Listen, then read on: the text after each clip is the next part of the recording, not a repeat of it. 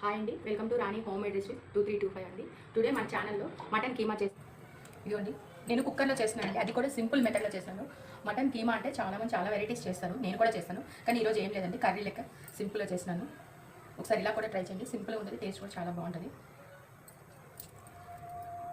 ఇదిగోండి, ఆయిల్ వేస్తున్నాను, పచ్చిమిర్చి,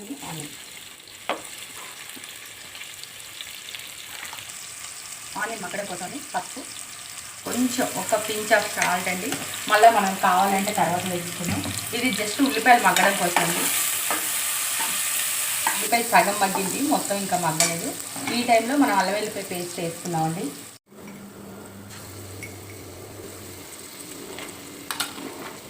దీన్ని కూడా ఆయిల్లో మగ్గించుకుంటే అల్లం వెల్లిపాయ పేస్ట్ కూడా పచ్చివాసన లేకుండా మగ్గి బాగుంటుంది. ఒక 2 నిమిషాలు సిమ్లో పెట్టి అల్లం వెల్లిపాయ పేస్ట్ని మగ్గించుకున్నామండి ఆయిల్లో.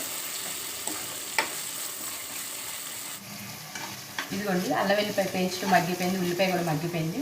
ఇప్పుడు నేను కూరను కూడా యాడ్ చేసుకుంటున్నాను దీంట్లో.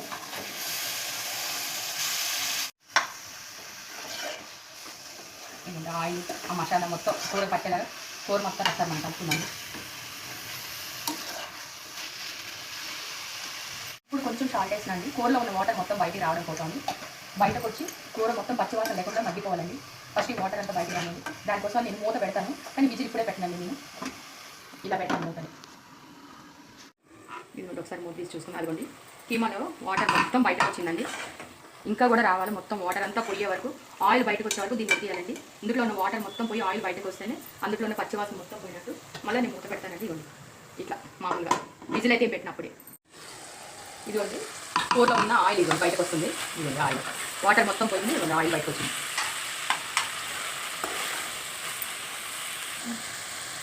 ఈ టైంలోనే కారం అండి, మీ టేస్ట్కి సరిపోయినంత కారం.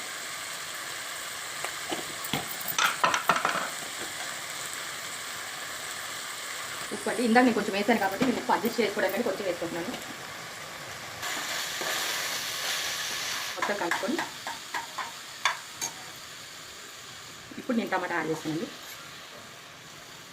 ఇదిగోండి, నేను టమాటాని ఇప్పుడు మిడిల్ యాడ్ చేసి పైన ఇట్లా కూర కవర్ చేస్తానండి. కవర్ చేయడం మూలంగా ఏమైందంటే ఆ టమాటా మెత్తగా మగ్గిపోతుంది. ఇలా చేసి మళ్ళీ ఒక 2-3 నిమిషాలు సిమ్లో పెట్టాను. అది మగ్గిన తర్వాత నేను వాటర్ యాడ్ చేసుకుంటాను. మిగిలిన కూడా అవ్వండి, కర్రీ పక్కకు ఆయిల్ వచ్చేసింది, కర్రీ ఉడకడం కూడా స్టార్ట్ అయిపోయింది. ఇదిగోండి టమాటా కూడా మగ్గిపోయింది. ఇప్పుడు నేను కొబ్బరి పొడి యాడ్ చేసుకుంటున్నాను అండి.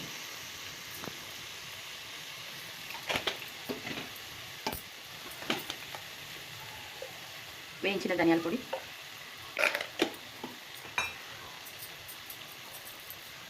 గరం మసాలా ఫ్రెష్గా వేస్తున్నాను.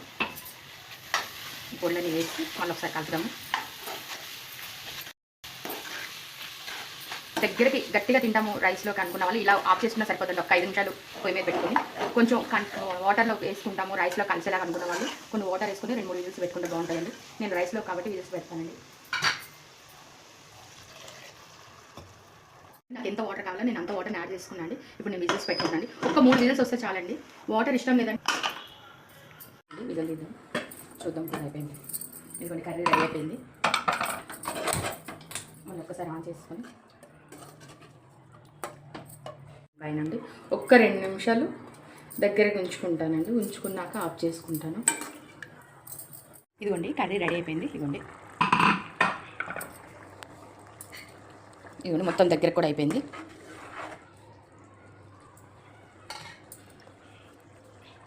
అంతే అండి, సింపుల్గా ఉండే మటన్ కీమా రెడీ అండి. నేను స్టవ్ ఆఫ్ చేస్తున్నాను.